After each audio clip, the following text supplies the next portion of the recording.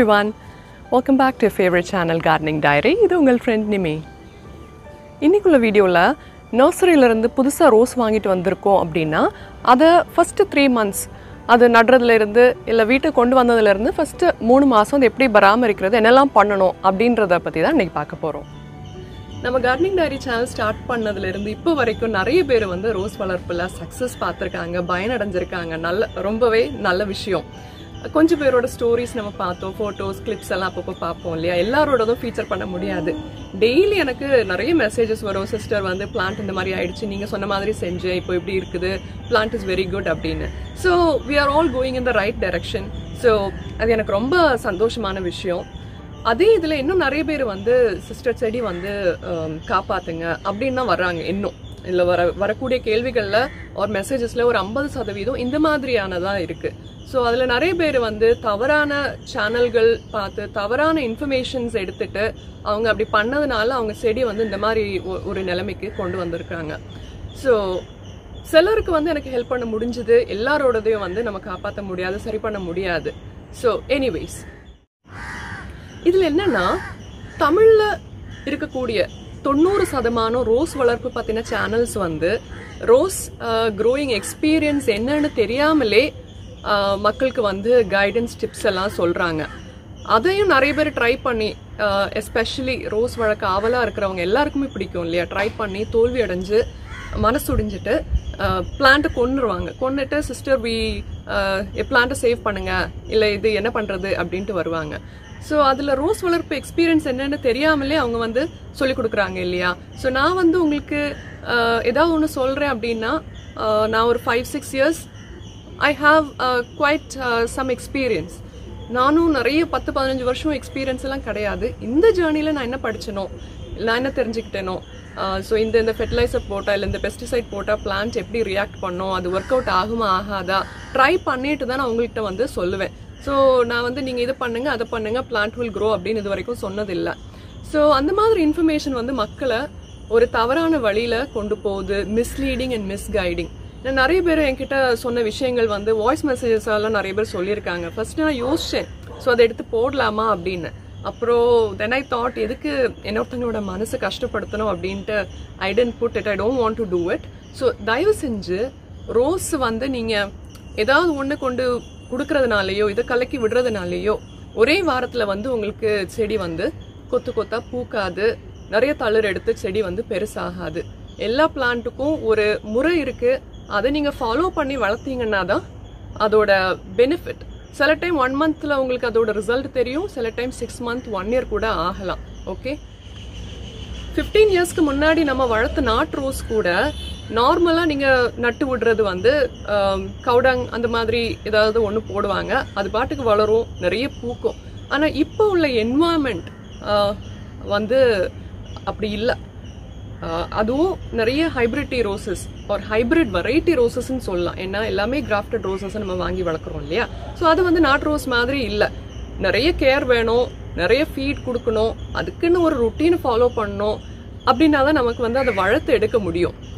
And best பார்த்தீங்கன்னா 15-20 yearsக்கு முன்னாடி இப்போ நம்ம பார்க்குற பெஸ்ட் எல்லாம் எதுவுமே இருந்தது இல்லை. ஒரு நல்ல ஏகோசிஸ்டம், அதாவது டிராகன் ஃப்ளை, புட்டான் அப்படின்னு சொல்லுவோம். ஸோ அது வந்து நிறைய இருக்கும். அண்ட் அது சீசனல், அண்ட் அது வந்து தே ஈட் டிஃப்ரெண்ட் பெஸ்ட். அப்போ அதே மாதிரி நம்ம ரோசஸ்ல வரக்கூடிய பெஸ்ட் சாப்பிடக்கூடிய வேறையும் நிறைய ப்ரிடேட்டர்ஸ் இருந்துச்சுது. ஓகே, ஆனா இப்போ வந்து அந்த மாதிரி எதுவுமே இல்லை. ஆர்கானிக் முறையில மட்டும் நம்ம ரோசஸ் வளர்க்கணும் அப்படின்னு ட்ரை பண்ண அது முடியாத விஷயம். அதுக்கு வந்து சயின்டிஃபிக்காவே ப்ரூவ் பண்ணியிருக்காங்க. One, it is very expensive. ரெண்டாவது, ரோசஸ்ல எஸ்பெஷலி இப்போ நம்ம வளர்க்குற இந்த மாதிரி வெரைட்டி ரோசஸ்ல வந்து வரக்கூடிய பெஸ்ட் கண்ட்ரோல் வந்து பண்ணவே முடியாது, கெமிக்கல்ஸ் யூஸ் பண்ணித்தான் ஆகணும். ஸோ அதனால தான் நம்ம ஃபீடுனாலும் சரி, பெஸ்டிசைட், ஃபஞ்சிசைட்ஸ் எதுனாலுமே நம்ம ஒரு காம்பினேஷன்ல தான் போயிட்டு இருக்கோம். நம்ம ஸ்கெடியூல் பார்த்தீங்கன்னாலோ, நம்ம லாஸ்ட் 1 year நம்ம பார்த்த வீடியோஸ், டிஸ்கஸ் பண்ண நிறைய விஷயங்கள் பார்த்துருந்தீங்க அப்படின்னா புரிஞ்சிருக்கும்.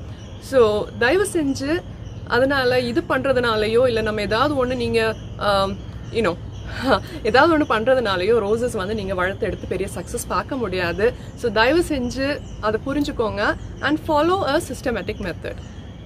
இனி நம்ம இன்னைக்குள்ள வீடியோக்குள்ளே போகலாம். நர்சரியிலேருந்து நீங்கள் ரோஸ் வாங்கிட்டு வந்திருக்கீங்க அப்படின்னா ஃபஸ்ட்டு உடனே நடமாட்டோம் இல்லையா, ஒரு 2-3 நாள் கழித்து நம்ம என்வாயர்மெண்ட்டில் வச்சுட்டு அதுக்கப்புறமா நம்ம ஜென்ரலாக நடுவோம். இல்லை நீங்கள் அதே பாட்டில் கூட வச்சு வளர்க்கலாம்.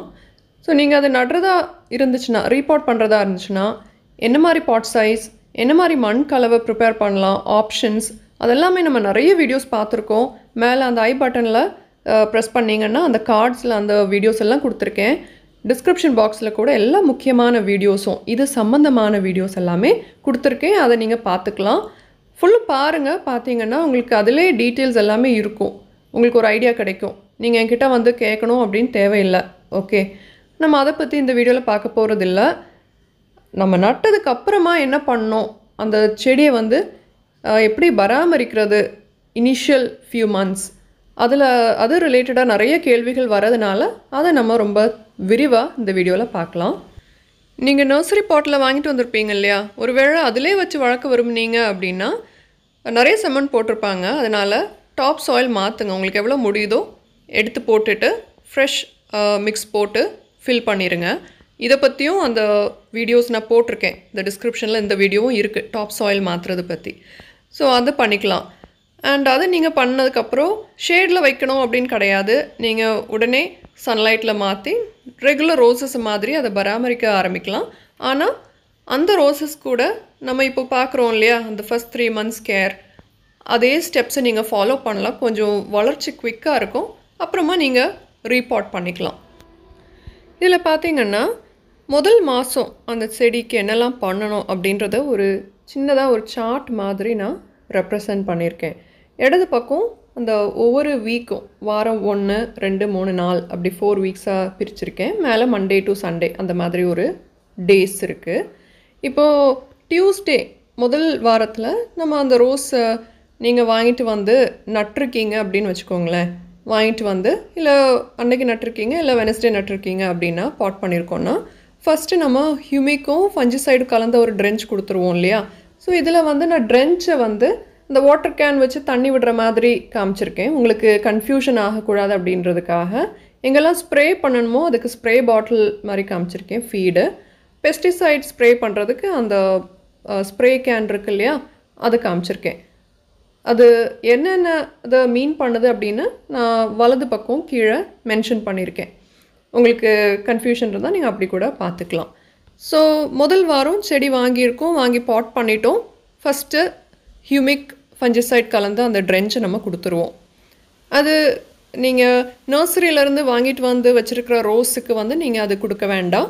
இப்போது அதே பாட்டில் வச்சு வளர்க்குறீங்க இல்லையா, அதுக்கு கொடுக்க வேண்டாம். நம்ம ரீபாட் பண்ணி நட்டு வச்சுருக்கோம் அப்படின்னா மட்டும் அது கொடுத்தா போதும். அப்போ ஃபஸ்ட்டு வீக் அது மட்டும் பண்ணால் போதும். அப்புறம் நம்ம ஷேடில் தான் வச்சுருப்போம். பாட் பண்ண ரோஸ் ஷேடில் வச்சுருப்போம். ஒரு வாரம் கழித்து தான் அதை மெதுவாக நம்ம வெயிலுக்கு எக்ஸ்போஸ் பண்ணுவோம் இல்லையா. அதுக்கு இடையில் உங்களுக்கு தேவைப்பட்டால் காஞ்சு இருந்துச்சுன்னா மட்டும் நம்ம தண்ணி விடணும். இனி 2வது வாரம் பார்த்தோன்னா நீங்கள் மார்னிங் சன்லைட்டுக்கு செடி எக்ஸ்போஸ் பண்ண ஆரம்பிச்சிருக்கலாம். நர்சரியில் உள்ள பாட்லேயே வச்சு வளர்க்குறீங்கன்னா அது ஃபுல் சன்னில் தான் இருக்கும். ஸோ நீங்கள் இந்த 2 ரோஸஸ்க்குமே ஹியூமிக் ட்ரென்ச் கொடுக்கலாம். 2வது வாரம் மண்டே ஹியூமிக் ட்ரென்ச் போட்டிருக்கேன். ஸோ இதெல்லாம் வந்து 1 கிராம் 1 லிட்டர் தண்ணி அந்த மாதிரி தான் நம்ம கலந்துக்கணும். சரியா? நீங்கள் கேட்கலாம், 1 லிட்டர் தண்ணி எல்லா செடிக்கும் தேவைப்படுமா அப்படின்னு. நார்மலாக நம்ம 1 லிட்டர் வாட்டரில் 1 கிராம் கலக்குவோம். ஆனால் தண்ணி கொடுக்கறது வந்து சின்ன செடி சின்ன பாட்டில் வச்சுருக்கீங்க, 6 inch பாட்டுக்குள்ளால் இருக்குது அப்படின்னா 1 லிட்டர் தேவைப்படாது. 1/2 லிட்டர் தண்ணியே மேக்ஸிமம் போதுமானது. அதே இது நீங்கள் ஒரு 8 inch 9 inch பாட்டில் வச்சுருக்கீங்கன்னா ஒரு 3/4 லிட்டர் தண்ணி தேவைப்படும் அந்த பிளான்ட்டுக்கு. அதே இது ரொம்ப பெரிய பிளான்ட் வந்து ஒரு 12 inch பாட்டில் இருக்குது அப்படின்ற பட்சத்தில் அதுக்கு 1 லிட்டர் தண்ணி நம்ம கொடுக்கலாம். ஸோ நீங்கள் ஒரே ஒரு ரோஸ் செடிக்கு மட்டும் இந்த மாதிரி கலக்க போகிறீங்க அப்படின்னா 1/2 கிராம் 1/2 லிட்டர் தண்ணியில் கலக்குங்க. அது ஒரு பிஞ்ச் அப்படி எடுத்து போட்டு கரைச்சா போதும். இனி வரக்கூடிய இந்த 3 மாதமும் இந்த செடியோட வளர்ச்சியை தான் நம்ம ஃபோக்கஸ் பண்ணணும். வளர்ச்சி எப்படி ஆகும், வேர் நல்லா இருக்கணும், வேர் அடியில் வளரணும் அப்படின்னா தான் மேலே வளர்ச்சி இருக்கும் இல்லையா. அப்போ நம்ம அதுக்கு என்னெல்லாம் பண்ணணுமோ அதை தான் நம்ம பண்ண போகிறோம். ஸ்டெப் பை ஸ்டெப்பாக அதில் தான் நம்ம ஃபோக்கஸ் இருக்க போகுது. அண்ட் இந்த 3 மாத பீரியடில் செடியில் கண்டிப்பாக வளர்ச்சி இருக்கும், மொட்டு வரும். அண்ட் அந்த மொட்டை வந்து நீங்கள் டெட் ஹெட் பண்ணிடணும். அந்த ஒரு 3 மாதமும் அந்த செடியில் வந்து கண்ணடைச்சிட்டு பூக்க விடாதீங்க. அதை வளர்ச்சியில் ஃபோக்கஸ் பண்ணுவோம். அப்போ கொஞ்சம் க்ரோத் நல்லாயிருக்கும். அடுத்த சீசனுக்கு உங்களுக்கு பூ எடுக்கிறதுக்கு அந்த பிளான்ஸில் கொஞ்சம் பிரான்ச்சஸ் எல்லாம் ரெடி ஆகும். இப்போ 2வது வாரம் பிகினிங்கில் ஹியூமிக் கொடுத்துருக்கோம். அப்புறமா NPK 1261-0 ட்ரென்ச், அது 2வது வாரம் ஒரு முறை. மெக்னீஷியம் சல்ஃபேட் ட்ரென்ச் ஒரு முறை. இது வந்து ஸ்டாண்டர்டாக நம்ம எல்லா வீக்கும் இது போயிட்டே இருக்கும் பிளான்ட்டுக்கு அப்படின்னு வச்சுக்கோங்களேன். கொஞ்சம் மாறி மாறி வரும். இப்போது 3வது வாரம் 4வது வாரம் பார்த்திங்கன்னா ஹியூமிக் வந்து நம்ம வீக்லி ஒன்ஸ் போட்டிருக்கோம். NPK 1261-0 அது வந்து வாரத்துக்கு ஒரு முறை கண்டிப்பாக பண்ணியிருக்கோம் ட்ரென்ச்சாக. ஓகே, எப்சம் சால்ட்டும் மைக்ரோ நியூட்ரியண்ட்டும் மாறி மாறி வருது. ஒரு வாரம் மெக்னீஷியம் சல்ஃபேட் கொடுக்குறோம், அடுத்த வாரம் மைக்ரோ நியூட்ரியன்ட் கொடுக்குறோம், மறுபடியும் அடுத்த வாரம் எப்சம் சால்ட் கொடுக்குறோம். அது எப்படி மனசில் வச்சுக்க வேண்டியதுன்னா, ஒரு தடவை நம்ம ட்ரென்ச்சாக கொடுத்தோன்னா அடுத்த தடவை ஸ்ப்ரேயாக கொடுக்கலாம். ஸோ அதை நான் ரெப்ரசன்ட் பண்ணியிருக்கேன். உங்களுக்கு எது வசதியோ நீங்கள் அந்த மாதிரி பண்ணிக்கோங்க. So it's very simple. Humic, NPK 1261-0, magnesium sulphate, micro nutrient, அவ்வளோதான் நம்ம மெயினாக ஃபோக்கஸ் பண்ண போகிறோம். அண்ட் நம்ம மிக்ஸ்லேயே ஏற்கனவே கவுடங் இல்லைன்னா காம்போஸ்ட் எல்லாம் சேர்த்துருப்போம், போன் மீல்லாம் சேர்த்துருப்போம். ஸோ அதனால் ஆன் டாப் ஆஃப் தட் நம்ம எக்ஸ்ட்ரா ஃபீட் கொடுக்கணும்னு தேவையில்லை. இஃப் யூ வாண்ட் அந்த ஆர்கானிக் கிரானியூல்ஸோ or 10 granules or 5 granules of DAP அது போட்டு விடலாம். இனி முக்கியமானது வந்து நம்மளோட பூச்சிக்கொல்லி, பெஸ்டிசைட் அண்ட் ஃபஞ்சிசைட்ஸ். செடி வச்சு ஒரு 10 நாளைக்கு அப்புறம் அது கண்டிப்பாக ஸ்டெபிளைஸ் ஆயிரும். கிளைமேட்டுக்கு ஏற்றாப்பில் பெஸ்ட் வரலாம். ஸோ அதனால் பெஸ்ட் வர வரைக்கும் வெயிட் பண்ணாமல் பெஸ்டிசைடை பிளான்ட் நல்லா இருக்குன்னா ஸ்டார்ட் பண்ணிட வேண்டியது தான். பெஸ்டிசைடை என்ன கொடுப்போம்? ஜென்ரலாக நம்ம கெமில் எக்ஸோடஸ் கொடுப்போம். ஃபஞ்சிசைட் வந்து சாஃப் இல்லை பவிஸ்டன் இல்லை மான்கோசப், இதெல்லாமே ரொட்டேஷனில் நம்ம கொடுத்துக்கலாம். அதனால் எல்லாத்தையும் மென்ஷன் பண்ணியிருக்கேன். உங்கள்கிட்ட கையில் எது இருக்கோ அது கொடுக்கலாம். ஓகேவா? ஸோ இது ஃபஸ்ட் மந்த், ஃபஸ்ட்டு 4 வாரம் என்ன பண்ணோம் அப்படின்னு கிளியராக இருக்கும்னு நினைக்கிறேன். இனி நம்ம 2வது மாதத்தோட ஸ்கெடியூல் பார்க்கலாம். 2வது மாதம் பார்த்தோன்னா ஃபஸ்ட்டில் இருந்து கொஞ்சம் தான் வித்தியாசமாக இருக்குது. இப்போது 2வது மாதத்தில் ஒரு முறை நம்ம அதே ரூட் ட்ரீட்மெண்ட் ஹியூமிக்கும் ஃபஞ்சிசைடும் கலந்து கொடுக்குறோம். இது எப்போவுமே பண்ணிகிட்ருக்கணும்னு தேவையில்லை. புது பிளான்ட் அப்படின்னாலும் நம்ம 2 தடவை பண்ணியிருக்கோம். அதுக்கப்புறமா நம்ம ருட்டீனில் ஒரு 2 மாதத்துக்கு ஒரு தடவை அந்த மாதிரி ஏதாவது பண்ணிக்கலாம் ஃப்யூச்சரில். ஹியூமிக்கோட ஃப்ரீக்குவென்சியும் கம்மி ஆகிடுச்சு. ஃபஸ்ட்டு மாதம் வந்து வாரத்துக்கு ஒரு முறை கொடுத்தோம். இப்போ நம்ம மந்த்லி ட்வைஸ் மாதிரி மாற்றிக்கிட்டோம். ஆனால் வாரம் கரெக்டாக போயிட்டுருக்கிறது வந்து NPK 1261-0வும் மைக்ரோ நியூட்ரியன் அந்த எப்சம் சால்ட் ஆல்டர்னேட்டாக வாரத்துக்கு ஒரு முறை அதுவும் இதுவும் மாற்றி கொடுத்தோம்ல, அதுவும் அப்படி தான் போயிட்டுருக்குது. அது கூட நம்ம NPK 52-0-52-34 காம்பினேஷன் ஒரு தடவை இன்க்ளூட் பண்ணியிருக்கோம். இது எல்லாமே NPK எல்லாமே வந்து ட்ரென்ச்சாக தான் நம்ம கொடுக்க போகிறோம்.